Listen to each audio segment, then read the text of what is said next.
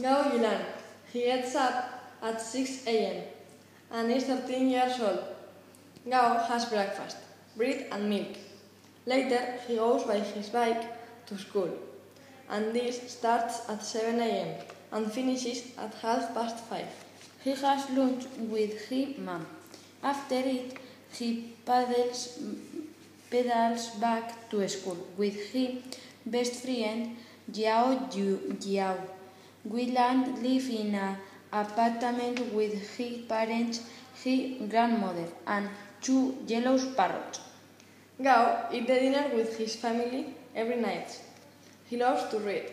He reads a lot of books, including The Adventures of Tom Sawyer. He also likes reading teenage stories books.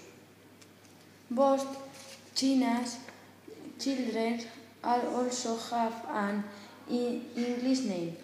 Yao have 2 names, this and 7-11, because he was born at July 11.